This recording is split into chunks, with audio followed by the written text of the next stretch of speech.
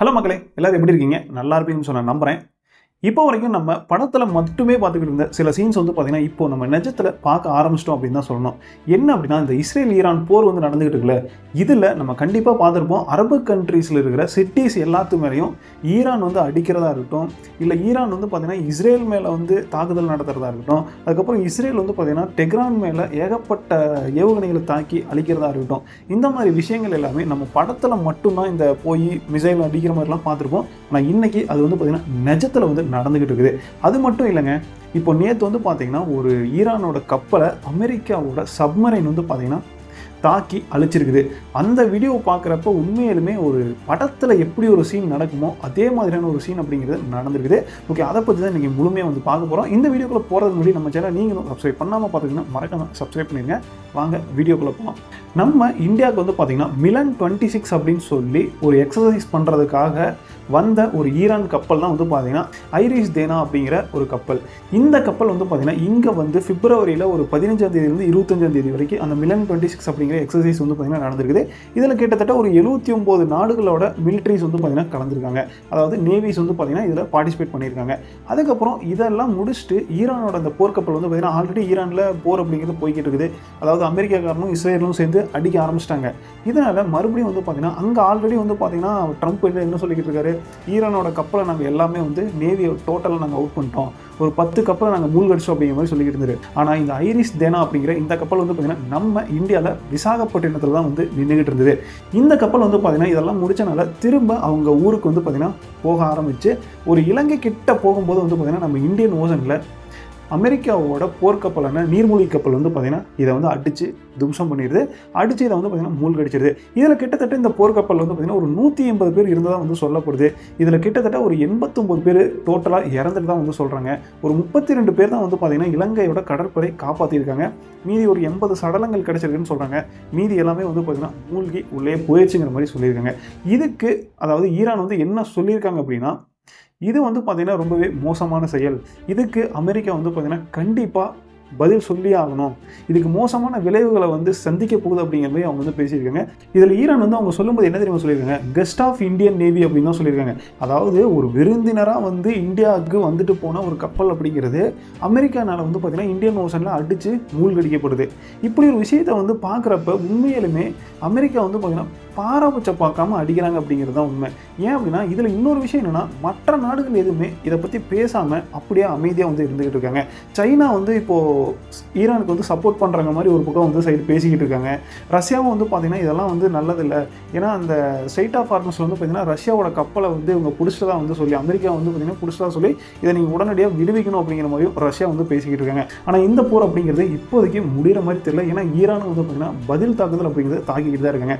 அதாவது Iran side மட்டும்தான் வந்து பார்த்திங்கன்னா அடி விழற மாதிரி எல்லா ஊடகங்களும் காட்டிக்கிட்டு இருக்காங்க. ஆனால் இஸ்ரேல் சைடு ஈரான் அடித்த ஒரு மிகப்பெரிய ஒரு பாதிப்பு வந்து பார்த்திங்கன்னா யாருமே காட்டுறதே இல்லை. சொல்லப்போனால் டெல் அவீவ் இருக்குது பார்த்திங்களா, அதை வந்து ஒரு அந்த பாலஸ்தீனம் இருக்குல்ல, அதை வந்து எப்படி இஸ்ரேல் அடித்தாங்களோ அது மாதிரி டெல் அவீவை ஈரான் வந்து அடிச்சிட்டதாக சொல்லி தான் வந்து பார்த்திங்கன்னா சொல்லிக்கிட்டு இருக்காங்க. இதுக்கான ஃபுட்டேஜஸ் எல்லாம் வந்து பார்த்திங்கன்னா நமக்கு ஆனால் கிடைக்கல. ஆனால் அந்த மாதிரி ஒரு மிக மோசமான ஒரு பாதிப்பு வந்து ஈரானும் தாக்கியிருக்காங்க அப்படின்னு தான் சொல்கிறாங்க. ஆனால் ஈரான் என்ன டைரெக்டாக அமெரிக்கா வந்து தாக்க முடியல, அதனால இஸ்ரேலையும் அதுக்கப்புறம் அவங்கள சுற்றி இருக்கிற நாடுகளையும் தான் வந்து தாக்கிட்டு இருக்காங்க. இதுக்கு ஈரான் வந்து பார்த்திங்கன்னா அந்த அரபு கண்ட்ரிஸாக இருக்குல்ல, இதுக்கு பகிரங்கமாக மன்னிப்பும் வந்து கேட்டிருக்காங்க.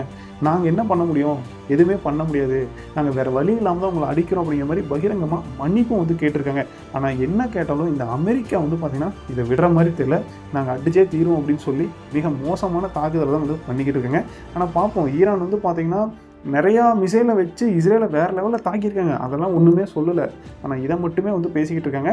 அதுக்கப்புறம் ஈரான் வந்து என்ன பண்ண போகிறாங்க, இல்லை உண்மையாலுமே சைனா ரஷ்யாலாம் வந்து சப்போர்ட் பண்ண போகுதா, இல்லை என்ன நடக்க போகுது அப்படிங்கிறது ரொம்பவே ஒரு எதிர்பார்ப்போடு வந்து பார்த்திங்கன்னா இந்த சண்டை அப்படிங்கிறது போய்கிட்டு இருக்குது.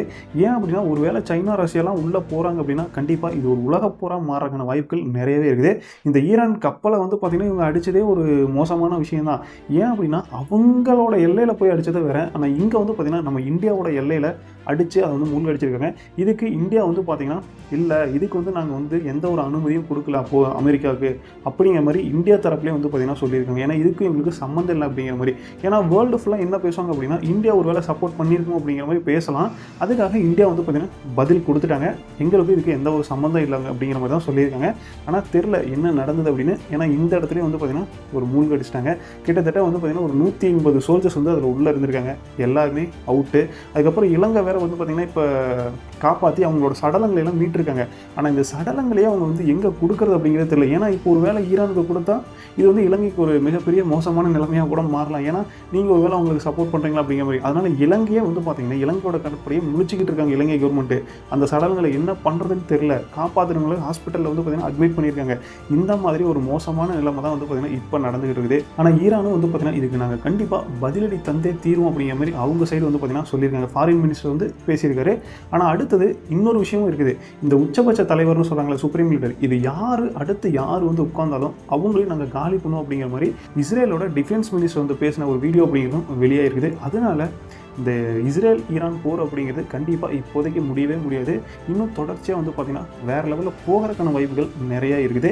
இதில் வந்து பார்த்திங்கன்னா என்ன நடக்க போகுது அப்படின்னா இந்த கச்சா எண்ணெய்லாம் வந்து போய்கிட்டு இருக்குது பார்த்திங்களா, இது எல்லாமே ஸ்டாப் ஆக போகுது. இதனால் ஒரு பேரல் கச்சா எண்ணெய் விலை அப்படிங்கிறது $150 வரைக்கும் போகிறதுக்கான வாய்ப்புகள் நிறைய இருக்குது அப்படின்னு சொல்லி சொல்கிறாங்க.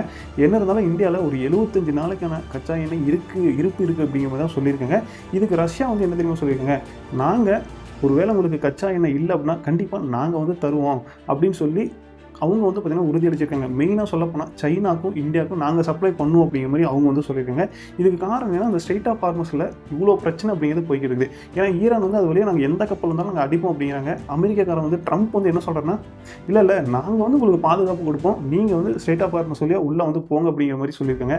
இதுக்கு மற்ற வர்த்தக நிறுவனங்கள்லாம் வந்து பார்த்திங்கன்னா இல்லை அப்படின்னு சொல்லி போக மாட்டேன்னு சொல்கிறாங்க. உலகிலேயே ஒரு முக்கியமான நிறுவனமான வணிக நிறுவனமான மாஸ்க் இருக்குல்ல, அது வந்து எங்களோட வணிகத்தை தற்காலிகமாக வந்து நிறுத்தி வைக்கிறோம் அப்படிங்கிற மாதிரி அவங்க வந்து சொல்லியிருக்காங்க. இந்த தற்காலிக நிறுத்தம் அப்படிங்கிறது கண்டிப்பாக விலைவாசி ஏற்றதுக்கு ஒரு முக்கியமான ஒரு காரணியாக மாறுறதுக்கான வாய்ப்பு இருக்குது. ஏன்னா அது ஒரு மிகப்பெரிய நிறுவனம். அதுதான் நிறையா கூட்ஸ் வந்து பார்த்திங்கன்னா ஏற்றுமதி இறக்குமதி வந்து பண்ணிக்கிட்டு இருக்குது அந்த கம்பெனி தான். அந்த கம்பெனி பண்ணல அப்படின்னா நிறையா விஷயங்கள் வந்து பார்த்திங்கன்னா வேர்ல்டில் நின்று போச்சு அப்படின்னா விலைவாசி ஏற்றம் அப்படிங்கிறது அளவுக்கு அதிகமாக போயிடும்.